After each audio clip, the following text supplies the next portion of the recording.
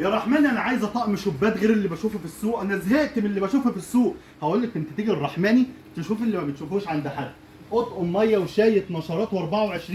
بص عامل ازاي؟ ده طقم 24 قطعه، يعني ايه؟ يعني 6 قهوه بالطبق بتاعهم. شايف الطبق بالله عليك سيلفر عامل ازاي؟ شايف السيلفر؟ يعني طبق مرايه. بص بقى كده الحته التركي المحترمه دي. بص خدي بالك الرحماني لما يقول لك تركي هيديكي تركي باعلى جوده. ده تركي وفي حاجات تانية تركي برضو بس مش بالجوده دي. تمام. عندك اهو تركي برضو معاك اهو. طقم 24 قطعه، 6 ميه 6 شاي بستة طبق. بص خدي بالك تقولي لي الرسمه دي مش حلوه. بص جايب لك ايه؟ الرحماني بيدلع العروسه اللي تجيله. بص كده بالله عليك، ما انت قلت لي عايزه حاجات ما شفتهاش عند حد، يبقى استحملي. استحملي اللي انت تشوفي ده. استحملي ان انت ما جيتيش على الرحماني ولفتي ودورتي. تمام. ورجعتي له تاني. انت لفيتي ودورتي ورجعتي له تاني ليه؟ لان الرحماني بفضل الله في الازاز شغل محترم محترم محترم محترم. خش كده على الطقم دوت فريهم، وريهم الطقم ده، وريهم الطقم عامل ازاي. الشغل في الرحماني شغل مختلف. شغل من الاخر. بص الله الله الله، شغل كريستال. شغل الكريستال ده قليل لما تلاقيه عند حد. ليه؟ عشان شغل محترم. شغل اللي عايزه عارف قيمته وعارف ثمنه.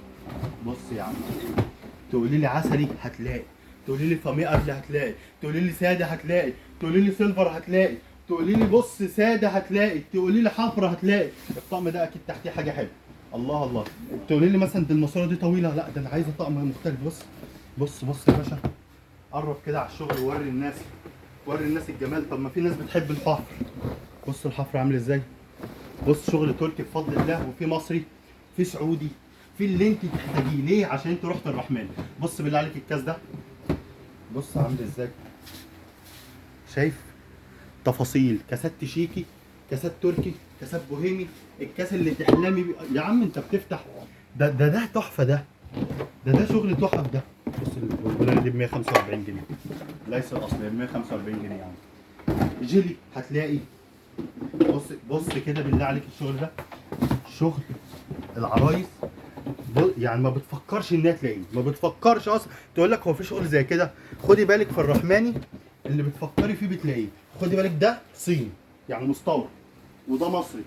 ايه يا رحماني ده الاتنين نفس الكاس. انا ما ببيعش ده بسعر ده. ليه؟ لان انا هنا الرحماني. ما ببيعش ده بسعر ده. مش هقول لك بقى لان انا الرحماني كلمته ختم. ما يبيعش ده بسعر ده، يبيع ده بسعر وده بسعر، عشان ده مصري وده مستورد. هقول ايه؟ مستنيك.